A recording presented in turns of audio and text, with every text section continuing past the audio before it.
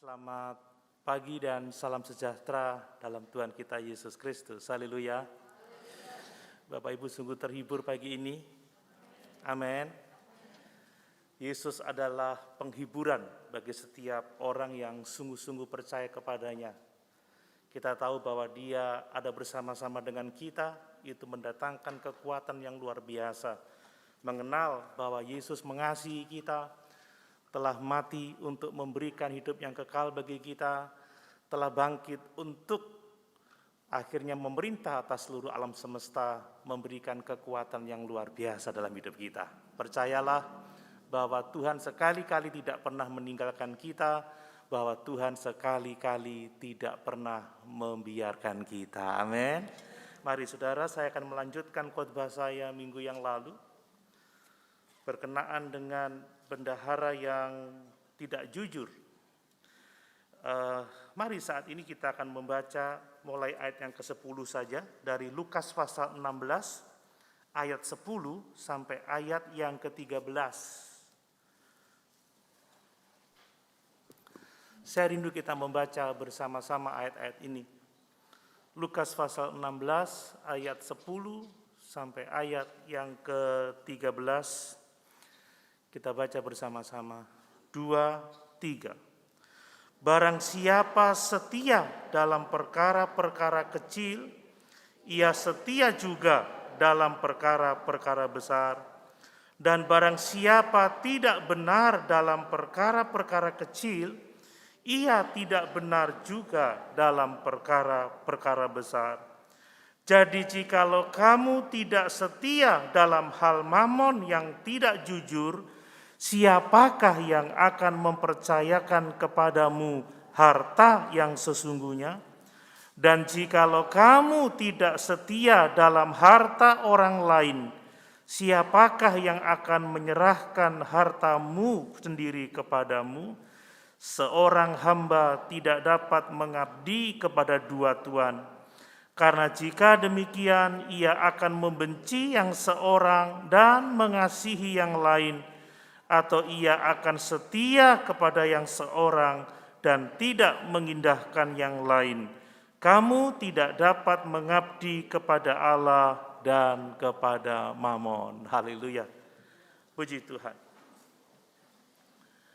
Kita telah belajar bersama-sama dari Injil Lukas pasal 16, mulai ayat 1 sampai 13, saudara, bahwa semua kita orang percaya adalah hamba-hamba Tuhan. Amin. Dan sebagai hamba-hamba Tuhan kita harus melayani Tuhan. Kita harus setia menggunakan hidup yang Tuhan percayakan kepada kita. Kita harus setia menggunakan harta kekayaan yang Tuhan percayakan kepada kita, untuk dengan bijaksana kita menyediakan harta yang sesungguhnya di dalam kerajaan sorga. Bapak Ibu, sebagai hamba-hamba Tuhan, kita diajar untuk kita menyiapkan harta yang abadi di kekekalan. Amin. Itu yang dikehendaki oleh Tuhan. Dengan kata lain, saudara, tidak salah kita menjadi kaya di bumi ini, tetapi jadilah kaya di hadapan Allah. Milikilah harta yang sesungguhnya, harta yang kekal, harta di dalam kerajaan sorga. Kita juga sudah melihat kemarin bagaimana Yesus mengajar kita tentang bagaimana kita dapat memiliki harta yang sesungguhnya di kerajaan surga. Kita harus dengan bijaksana menginvestasikan seluruh keberadaan kita. Menginvestasikan semua hal yang Tuhan sudah percayakan kepada kita. Untuk apa? Untuk mengerjakan hal-hal yang penting, hal-hal yang menjadi kehendak Tuhan, hal-hal yang merupakan tujuan Tuhan. Sehingga dengan menginvestasikan itu semua, ternyata kita mengumpulkan harta di dalam kerajaan sorga. Bapak Ibu, kita sudah melihat kontras yang pertama. Tuhan Yesus untuk mengajarkan kebenaran ini, Dia mengajar kepada kita ada 4 kontras, saudara ya. Kontras 1, 2, dan 3 itu berbicara tentang hal yang sama. Berbicara tentang harta yang fana, harta duniawi, dan harta yang kekal, harta yang abadi. Dan kontras yang keempat, kita akan melihat tentang bagaimana seharusnya kita memiliki kecerdikan untuk menyiapkan harta kekal di dalam kerajaan sorga. Nah, kita telah belajar kontras yang pertama, yaitu tentang orang yang setia dan orang yang tidak benar. Sebagai hamba-hamba Tuhan, kita harus menjadi hamba Tuhan yang setia. Amin. Jangan sampai kita menjadi hamba-hamba Tuhan yang tidak benar. Hamba-hamba yang setia melayani Tuhannya dengan benar. Menggunakan semua yang dipercayakan kepadanya untuk tujuan Tuhan, untuk kemuliaan Tuhan. Tetapi hamba-hamba yang tidak benar, saudara, menggunakan semua potensi yang Tuhan percayakan kepadanya untuk kepentingannya sendiri, untuk keinginannya sendiri, untuk tujuannya sendiri. Kita melihat dua hal dari kontras yang pertama ini, tentang orang yang setia dan orang yang tidak benar. Kita belajar bahwa kalau kita mau menjadi hamba Tuhan yang setia, kita harus benar-benar tahu bahwa apa yang ada pada kita sekarang ini semuanya adalah milik Tuhan. Amin. Semuanya milik Tuhan. Kita ini hanya hamba-hamba Tuhan. Kita harus mengelola pekerjaan kita, mengelola semua yang Tuhan percayakan kepada kita untuk tujuan Tuhan. Kita tidak akan menjadi hamba yang setia kalau kita berpikir bahwa hidup kita ini milik kita sendiri. Bahwa uang kita adalah uang kita sendiri. Bahwa kekayaan kita adalah milik kita sendiri. Bahwa semua yang ada pada kita itu milik kita sendiri. Kalau kita berpikir seperti itu, kita akan menggunakannya untuk tujuan hidup kita sendiri, untuk kepentingan egois kita. Tetapi kalau kita hidup dengan perspektif semua yang ada padaku, semuanya milik Tuhan. Dan karena aku adalah hamba-hamba Tuhan, aku akan mengelolanya. Aku akan mengerjakan sesuatu dengan apa yang ada padaku untuk hormat dan kemuliaan bagi nama Tuhan. Amin. Saudara, banyak orang yang berpikir bahwa dia dapat berbuat apa saja menurut apa yang dikehendakinya.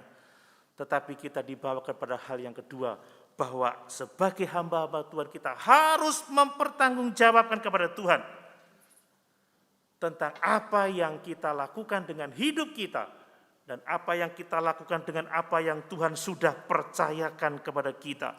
Baik bendahara yang tidak jujur maupun hamba yang setia akan mempertanggungjawabkan hidupnya apa yang telah dikerjakannya kepada Tuhan. Dan suatu saat kita juga harus bertanggung jawab kepada Tuhan. Amin. Bagaimana Bapak Ibu mengelola hidup Bapak Ibu Saudara? Bagaimana Bapak Ibu Saudara mengelola harta Bapak Ibu Saudara? Uang saudara. Apapun itu yang Tuhan percayakan kepada saudara. Kalau Bapak Ibu pakai untuk tujuan Tuhan, untuk hormat dan kemuliaan bagi namanya, Bapak Ibu akan menerima upah yang kekal dalam kerajaan sorga. Amin. Tetapi kalau kita menggunakan hanya untuk kepentingan egois kita saja, maka kita akan mengalami penghukuman kekal untuk selama-lamanya. Mari kita menjadi hamba-hamba Tuhan yang setia. Kita harus tahu bahwa hidup kita, semua yang ada pada kita adalah milik Tuhan. Kita harus mengelolanya sesuai dengan kehendak Tuhan. Kita harus mengelolanya untuk tujuan-tujuan Tuhan.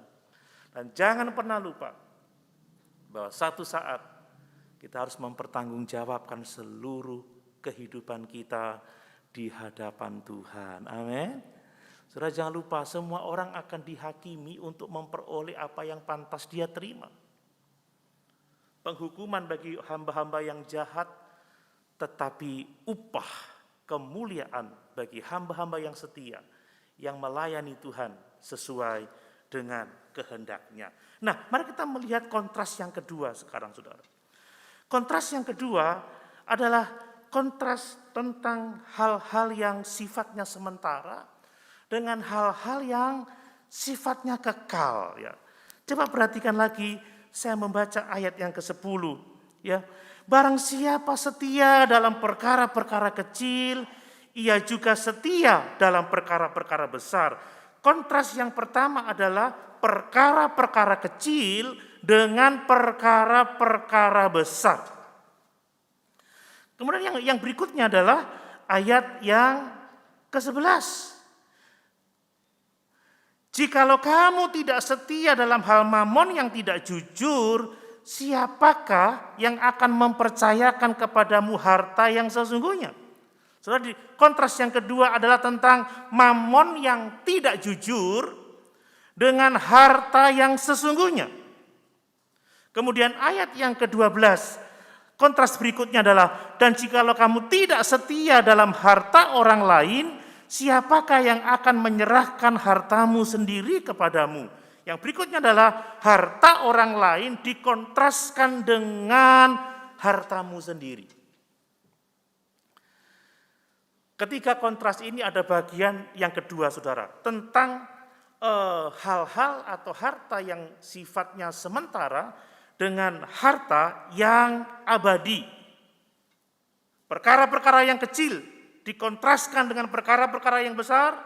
Mamon yang tidak jujur kontras dengan harta yang sesungguhnya, dan harta orang lain dengan harta sendiri. Bapak Ibu, jangan lupa tentang kontras ini ya.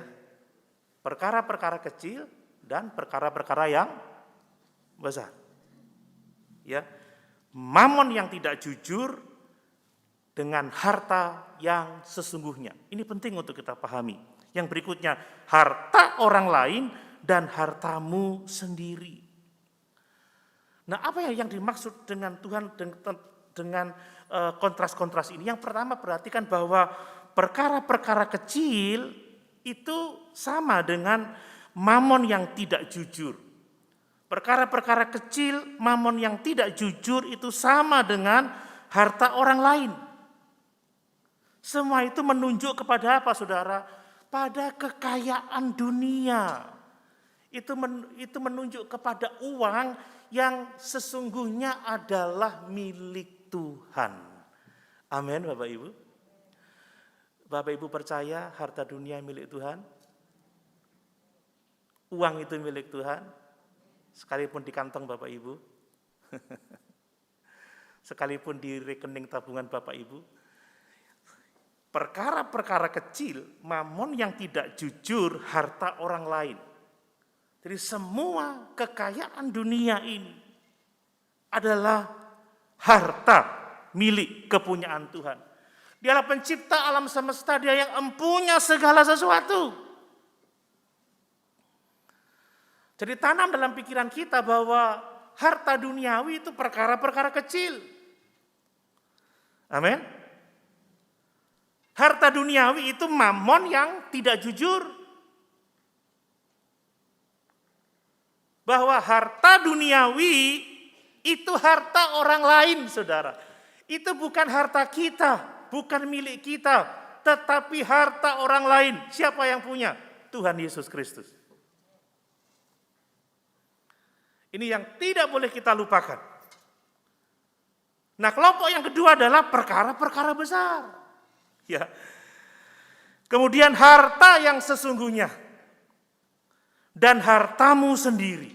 Apa yang dimaksud dengan perkara-perkara besar, harta yang sesungguhnya, hartamu sendiri? Saudara, ketiga hal ini mengacu pada harta kekal yang tersimpan di surga.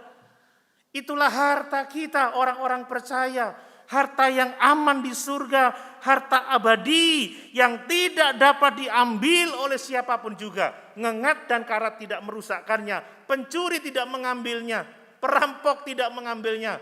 Oleh sebab itu, perkara-perkara besar, harta yang sesungguhnya itulah harta milik kita.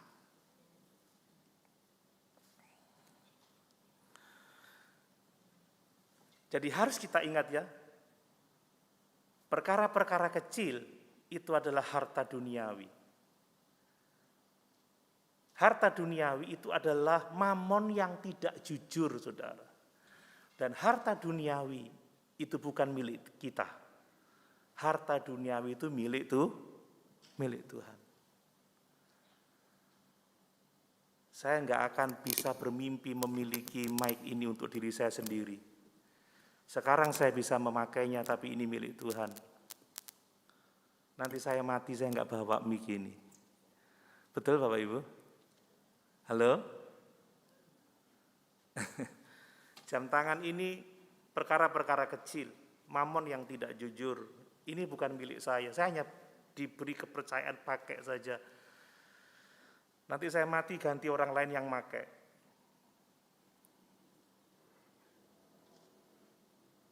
Betul Bapak Ibu? Nah, sementara perkara-perkara besar itu adalah harta yang sesungguhnya, itu adalah harta yang sifatnya kekal, harta yang disimpan dalam kerajaan surga. Itu perkara-perkara besar. Dan harta yang disimpan dalam kerajaan surga dikatakan itu hartamu sendiri. Itu harta milik orang-orang yang percaya kepada Yesus. Ketahuilah Bapak Ibu, semua yang ada pada kita sekarang nanti akan kita tinggalkan. Amin. Tetapi semua yang kita simpan di surga itu akan ada untuk selama-lamanya. Itulah harta kekal kita dalam kerajaan surga. Nah, kita harus bisa mengerti hal ini dengan jelas. Nah, kata Tuhan Yesus bahwa pelayan yang setia, hamba yang benar, hamba yang ngerti kebenaran ini akan mengumpulkan harta yang sesungguhnya. Perkara-perkara besar. Saudara, perkara-perkara besar bagi kita adalah harta yang sesungguhnya, harta yang tersimpan dalam kerajaan surga, harta yang akan menjadi harta milik kita sendiri. Kalau kita sungguh-sungguh setia kepada Tuhan, kita akan mengumpulkan harta di dalam kerajaan surga.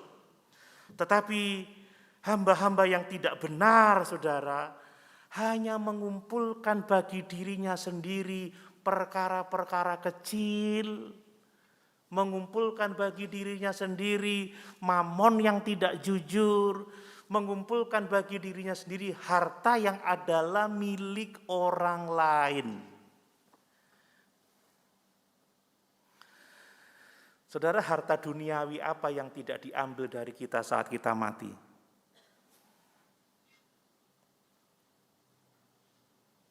Semuanya diambil dari kita. Bahkan raja-raja Mesir itu yang makamnya itu begitu luar biasa. Kuburnya dihiasi dengan berbagai macam harta duniawi. Enggak ada gunanya bagi dia, saudara. Bahkan dijarah, dicuri, diambil oleh orang. Tetapi kalau kita punya harta banyak dalam kerajaan surga, itu adalah harta milik kita, saudara. Kalau kita mau jadi hamba yang setia, kumpulkan perkara-perkara yang besar. Amin. Saudara, kumpulkan harta yang sesungguhnya. Harta yang akan menjadi milik kita sendiri. Sangat ironis, saudara, karena bagi kita uang selalu merupakan masalah besar, hal-hal besar, hal-hal yang kita inginkan, hal-hal yang ingin kita kumpulkan sebanyak-banyaknya. Tetapi bagi Tuhan itu perkara-perkara kecil. Mungkin ada yang berpikir, bagi saya uang tidak penting, siapa bilang? Coba saudara-saudara mau nggak berpisah dari harta Bapak Ibu saudara? Mau nggak meninggalkan harta benda? Saya pernah makan di ayam betutu di Gilimanuk itu, saudara, karena saking enaknya ini belepotan semua tangan. Waktu itu saya pakai cincin batu. Cat eye, cantik saudara batunya. Cuci tangan kok gak enak, saya copot, saya taruh di wastafel. Lupa bayar, pulang. Loh, udah ada ya? Apa yang saya lakukan? Itu baru cincin. Embannya aja perak kok, cuman memang batunya cantik. Tapi saya nggak rela loh berpisah dengan cincin itu, saudara.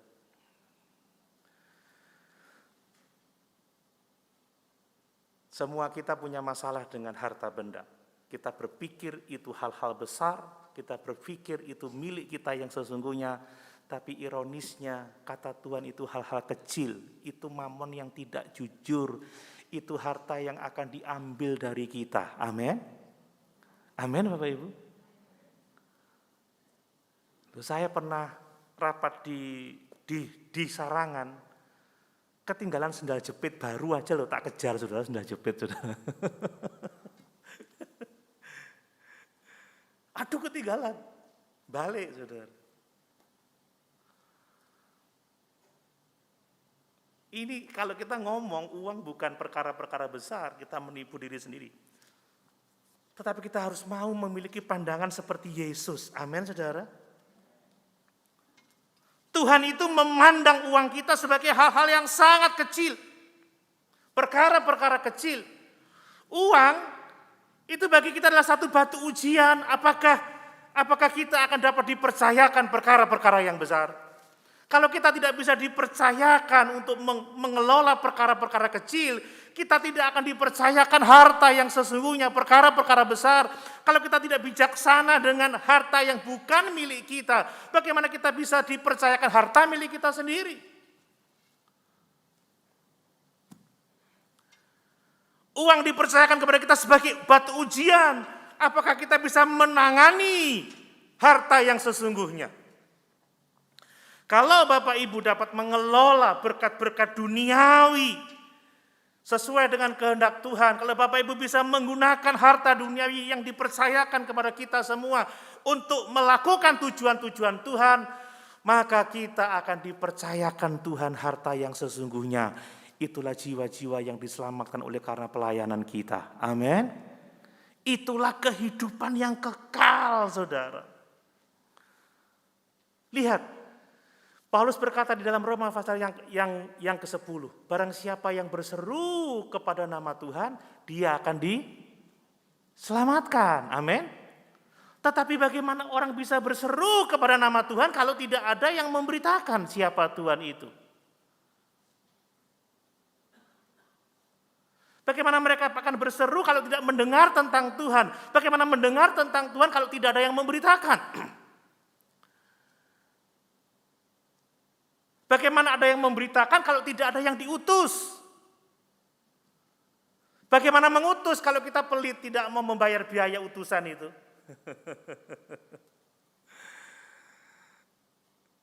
Haleluya Bapak Ibu. Misi datang ke Indonesia saudara, untuk GPDI sudah 102 tahun. Mereka datang dari luar negeri ke kita tuh biayanya besar, saudara. Mereka harus menyewa kapal, harus membayar biaya kapal, biaya hidup. Dan mereka menggunakan itu untuk pelayanan pemberitaan Injil, sehingga oleh karena pelayanan mereka kita jadi anak-anak Tuhan sekarang ini, amin. Pionir-pionir kita dulu sudah mengumpulkan harta di surga. Siapa itu? Jiwa-jiwa yang diselamatkan.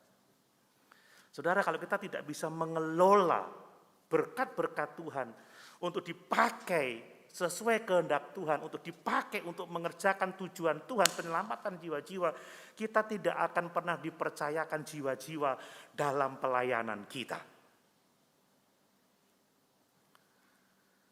Nah, ironis lagi saudara ya, kita tahu, kita percaya 100% bahwa besok atau lusa atau di lain hari kita akan mati dan meninggalkan semua harta yang kita punya. Tetapi dengan pengetahuan seperti itu sekalipun, kita sedikit mengumpulkan harta di surga, tetapi kita dengan keinginan yang kuat mengumpulkan perkara-perkara kecil. Kita mengumpulkan harta yang bukan milik kita sendiri. Kita tidak dengan bijaksana mengumpulkan kekayaan di dalam kerajaan surga. Tetapi dengan bodohnya kita mengumpulkan harta milik orang lain yang satu waktu akan diambil dari kehidupan kita. Saudara, Alkitab mengajarkan bahwa uang tidak ada gunanya bagi kita selain uang itu menolong kita untuk menikmati kemuliaan kekal di dalam kerajaan surga. Amin. Amin. Uang gak ada gunanya. Kecuali kalau kita menggunakan uang itu sesuai dengan tujuan Tuhan. Sehingga kita menerima upah yang besar di dalam kerajaan surga. Itu yang seharusnya kita lakukan sebagai hamba-hamba Tuhan yang setia. Amin. Jangan mengumpulkan harta milik orang lain. Perkara-perkara yang kecil. Mamon yang tidak jujur, itu dipercayakan Tuhan kepada kita. Alkitab berkata apa? Cari dulu kerajaan Allah serta kebenarannya, maka semuanya akan ditambahkan kepadamu. Dan kalau itu ditambahkan pada kita, kelola sesuai dengan kehendak Tuhan. Amin. Gunakan mamon yang tidak jujur untuk mengumpulkan harta yang sesungguhnya.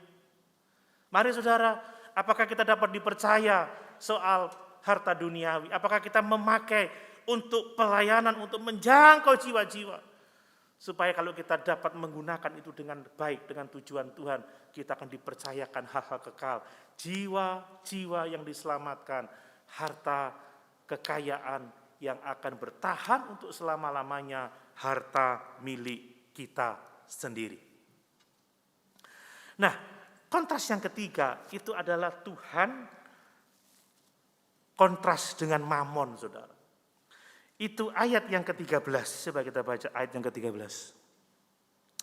Seorang hamba tidak dapat mengabdi kepada dua tuan, karena jika demikian ia akan membenci yang seorang dan mengasihi yang lain, atau ia akan setia kepada yang seorang dan tidak mengindahkan yang lain. Kamu tidak dapat mengabdi kepada Allah dan kepada mamon.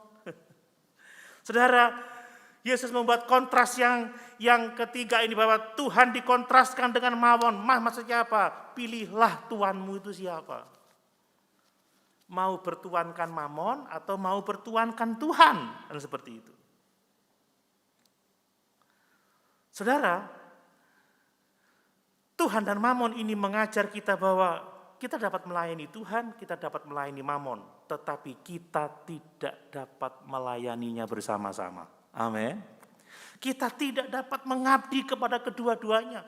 Kita tidak dapat mengabdi kepada dua tuan. Kita tidak dapat mengabdi kepada Allah juga kepada mamon. Kita harus pilih salah satu. Saya akan melayani Tuhan atau saya akan melayani mamon.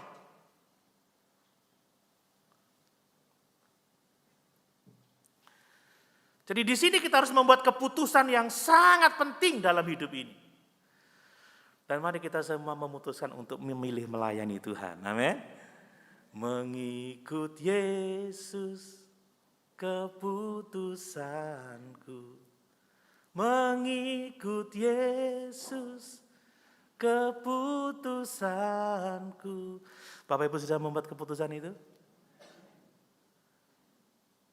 Bukan time is money ya. Time is Jesus. Amin. Bukan seperti Iwan Fals ya. Penguasa, penguasa. Oh, ada yang tahu rupanya. Ada banyak yang tahu juga. Berilah hambamu uang, beri hamba uang. Waduh. Kalau Gary bukan gitar. Beri hamba uang. Gitu ya. Saudara, kalau kita berdoa, Tuhan beri kami harta yang sesungguhnya. Amin. Harus buat pilihan, keputusan. Saudara, jelas pelayan-pelayan yang benar, pelayan-pelayan yang setia, dia akan hidup untuk melayani Tuhan. Tetapi hamba-hamba yang tidak setia, mereka hidup untuk diri mereka sendiri. Mereka hidup untuk mengumpulkan harta duniawi. Dan yang paling mengerikan, saudara, orang berpikir aku bisa melayani Tuhan dan sekaligus aku bisa melayani mamon. Itu sesuatu yang tidak mungkin dapat kita lakukan. Saudara, kita tidak boleh berpikir aku bisa berdiri di dua kaki. Berdiri di dua tempat. Satu kaki di pihak Tuhan, satu kaki di pihak mamon. Aku mau mendapatkan dua-duanya atau sedikit dari kedua-duanya. Jawabannya tidak bisa. Kita harus memilih. Pilih Tuhan atau pilih mamon menjadi Tuhan kita. Dan itu tidak bisa ditawar-tawar. Yesus menarik garis yang sangat tegas untuk kita memilih. Kekristenan adalah hitam dan putih, saudara. Tidak ada ruang abu-abu. Makanya Tuhan mengatakan, aku benci sama orang yang suam-suam kuku. Panas sekalian panas, dingin sekalian dingin. Jangan suam-suam. Ikut Tuhan, sepenuhnya ikut Tuhan. Melayani Tuhan. Tidak diganggu oleh perkara-perkara yang lain. Sekali lagi saudara, kita tidak bisa bermimpi bahwa kita akan bisa memiliki uang kita sendiri. Itu semua milik Tuhan. Hanya ada dua kemungkinan, saudara menjadi milik uang atau menjadi milik Tuhan. Kalau kita dikuasai oleh harta duniawi, kita akan binasa untuk selama-lamanya. Tapi kalau kita dimiliki oleh Tuhan, kita ada di dalam Tuhan, kita memiliki hidup kekal untuk selama-lamanya. Amin. Jangan sampai dunia saudara melihat kita secara keliru. Katanya Kristen tetapi hamba uang. Ya, jangankan level jemaat saudara, pendeta saja bisa menjadi hamba uang.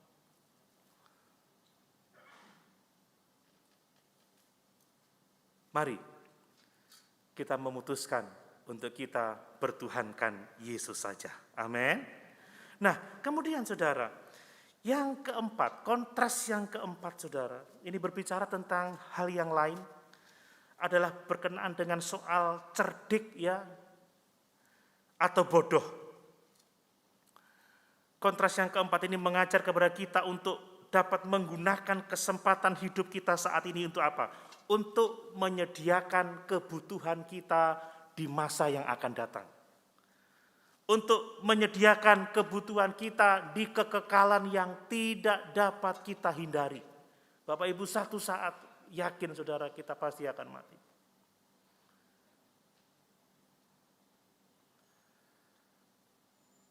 Kemarin Ibu Gembala sama Pak Seno sama Bu Seno mampir ke SDA Jember, baru ngomong-ngomong, ketemu dengan dulu jemaat kaum muda 25 tahun yang lalu. Masih muda, ya seusia saya lah mungkin ya, atau itu adik saya. Istrinya meninggal karena COVID. Kemudian gembalanya yang di Jawa Barat juga meninggal. Hamba Tuhan senior, lalu Ibu Gembala berkomentar seperti ini. Ya, semua orang antri, tinggal nunggu. Satu-satu pasti akan meninggalkan dunia ini. Betul ya Bapak Ibu? Kemudian kemarin SDA Jember dikunjungi sama tim dari gubernur. Di situ dipasang beberapa foto Bapak Dr. E.N. Soriton, foto Bapak Dr. Lepran Lapian, jadi ketua berikutnya, terus foto Bapak Dr. Yan Lumempo, ketua yang ketiga, kemudian foto Bapak Dr. Doni Herianto, ketua yang keempat, terus foto Bapak Dr. Lim Sutikno, ketua yang kelima sekarang. Lalu ada yang komen gini, dari semua ketua yang ketiga sudah mati katanya, biasanya urut. Jadi setelah Bapak E.N. Soriton, Bapak Lepran Lapian, Bapak Yan Lumempo, Bapak Doni di situ. Orang sambil ketawa-ketawa, siapa gilirannya katanya. Jadi berurut, jadi Pak Lim dipikir akan yang kemudian hari. Tapi memang Pak Lim lebih muda dari saya 1 tahun, saudara. Jadi mungkin dia belakangan, tapi mungkin juga dia duluan. Lalu ada yang merasa hatinya tidak enak. Oh tidak begitu Pak Doni, enggak, bukan maksudnya. Enggak apa-apa, siapa yang takut mati, matinya masuk surga kok. Saudara, kalau saudara tahu mati masuk surga, saudara takut mati? Halo? Saya malah bilang, aku malah senang. Enggak lagi ngurusi masalah-masalah susah seperti sekarang ini. Enak, ya. Tidak ada sakit penyakit, tidak ada duka cita, tidak ada air mata, senang selama-lamanya di dalam kerajaan surga loh.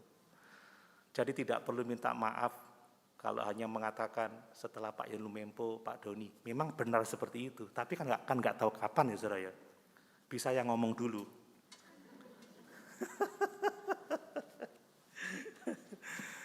Nah saudara, kalau kita tahu pasti bahwa waktu kita akan tiba, mari dengan cerdik kita menyediakan kebutuhan kita di masa yang akan datang itu.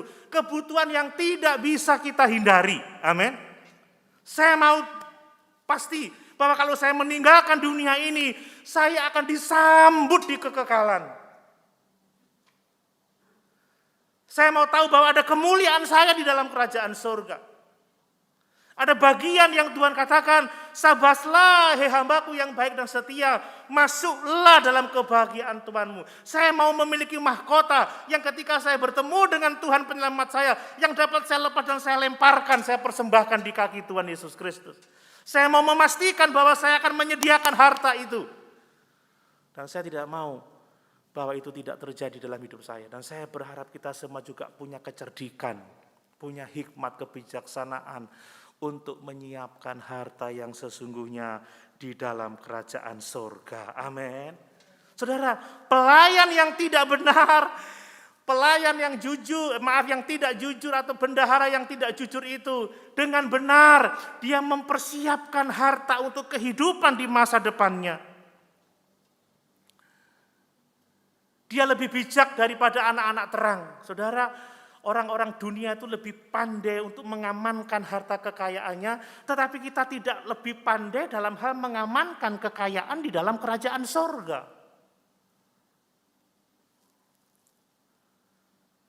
Seperti saya katakan, kita tahu persis kita akan mati dan meninggalkan segala sesuatu, tetapi kita lebih banyak mengumpulkan yang akan kita tinggalkan daripada kita mengumpulkan apa yang akan kita miliki untuk selama-lamanya.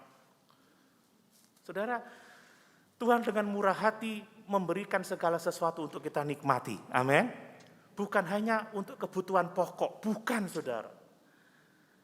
Banyak orang-orang kaya di dunia ini tetapi juga kaya di hadapan Tuhan. Dia menjadi kaya tetapi juga kaya. Ya, justru kalau kita diberkati dengan banyak potensi, itu kesempatan bagi kita untuk lebih lagi melayani Tuhan. Amin.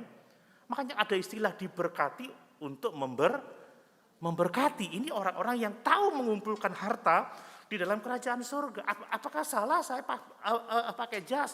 Tidak. Karena ada bagian dari yang Tuhan percayakan kepada saya yang saya gunakan untuk pelayanan pekerjaan Tuhan. Kan seperti itu. Harus seimbang dalam kehidupan ini. Ya. Nah, bagaimana bendahara yang tidak jujur ini disebut cerdik oleh Tuhan kita Yesus Kristus? Ada dua hal yang bisa kita lihat saudara. Pertama, perhatikan. Dia cerdik dalam memanfaatkan kesempatan saudara. Selagi dia punya waktu untuk bertindak. Selagi dia masih punya waktu untuk mengelola harta tuannya. Ya, dan bagaimana dia melihat bahwa hari-harinya telah dihitung. Dia akan dipecat, lalu dia menggunakan otoritasnya untuk apa? Untuk bertindak mengumpulkan harta setelah dia dipecat. Wah, ini luar biasa ini. Dia masih menjadi seorang bendahara. Dia memanggil orang-orang yang berhutang pada tuannya. Berapa hutangmu? Buat nota yang baru. Wah, luar biasa. Lalu dia punya harapan yang sangat luar biasa. Supaya ketika aku dipecat, menyangkul tidak bisa, mengemis aku malu. Ketika aku dipecat, aku akan diterima di rumah orang-orang itu. Amin. Amin. Saudara, kita harus memastikan bahwa setelah kita dipecat, setelah kita meninggalkan dunia ini, surga menerima kita dengan sukacita. Itu yang harus kita kerjakan. Jadi saudara, kalau kita mendengar ada kesempatan untuk melayani, kesempatan untuk terlibat dalam misi, kesempatan untuk menolong orang-orang yang membutuhkan, invest saudara, jangan tahan-tahan. Amin. Amin. Gereja sungguh bersyukur Bapak Ibu persembahan minggu yang lalu Pak Seno sudah kirim kemarin ke Bendahara Majelis Daerah 11.500.000. Saudara, jangan dianggap itu perkara sepele. Saudara telah mengumpulkan perkara-perkara yang besar. Loh, nggak ada amennya. Amin. Saya ikut terlibat memberi juga. Karena saya mau invest di sana. Saya mau menyediakan harta di kekekalan. Bijaksana dengan uang saya. Kalau ada kesempatan, dukung pelayanan pekerjaan Tuhan, dukung ini, dukung itu. Kalau gereja mengumumkan, dukung ini, dukung itu, saudara. Kalau Bapak Ibu punya kesempatan investasi menguntungkan, pasti investasi kan? Amin. Nah kalau Bapak Ibu tahu investasi kita di bumi ini memiliki nilai kekal dalam kerajaan surga, invest saudara, itu namanya cerdik. Karena kita menyiapkan kebutuhan kita selama masih ada waktu, selama masih ada kesempatan, selama kita masih hidup, selama kita masih punya harta yang dipercayakan kepada kita, pakai itu untuk menyiapkan harta kekal di dalam kerajaan surga itu. Nah kemudian saudara, cerdik apalagi pelayan yang tidak jujur itu, atau hamba yang tidak jujur itu, atau bendara yang tidak jujur itu. Dia menggunakan apa yang dipercayakan kepadanya untuk apa? Untuk memenuhi kebutuhan di masa depannya. Sekali lagi dia akan dipecat, tetapi dia mempersiapkan hari itu. Dan dia tahu saat dia dipecat, dia tidak akan menjadi miskin, dia tidak akan menjadi keleleran, tapi dia diterima di rumah orang-orang yang telah ditolongnya. Mari pastikan saudara, bahwa setelah kita meninggalkan kehidupan fana ini, kita diterima dalam kerajaan surga. Siapakah teman-teman yang menerima kita, saudara? Itu adalah orang-orang yang mendengar Injil karena pelayanan kita, orang-orang yang bertumbuh dalam firman karena pelayanan kita. Itulah apa yang kita gunakan dalam hidup ini untuk mengerjakan maksud Tuhan. Apapun yang bernilai rohani, apapun yang membawa orang kepada Kristus, itulah teman-teman yang akan menyambut kita di dalam kerajaan surga. Bayangkan kalau ketemu mereka bilang terima kasih ya, saya kalau ketemu sama sending-sending yang datang ke Indonesia, ya W.H. Offiler, ya Cleverance, yang sudah membawa Injil ke Indonesia sampai kita menjadi percaya. Kalau saya ketemu, terima kasih ya Pak, terima kasih ya Om, terima kasih kalau bukan Anda jauh-jauh dari Belanda datang ke Indonesia untuk memberitakan firman. Saya bukan anak Tuhan dan saya tidak ada di tempat ini sekarang. Amin. Mari, jika Bapak Ibu Saudara telah menerima karunia hidup yang kekal dari Tuhan, Bapak Ibu menerima karunia dalam hidup ini, mari gunakan itu untuk menyediakan kekayaan kekal yang sesungguhnya dalam kerajaan surga. Investasikan itu untuk pekerjaan Tuhan, supaya tatkala kita harus meninggalkan dunia ini, kita diterima di kekekalan. Sama-sama kita berdiri.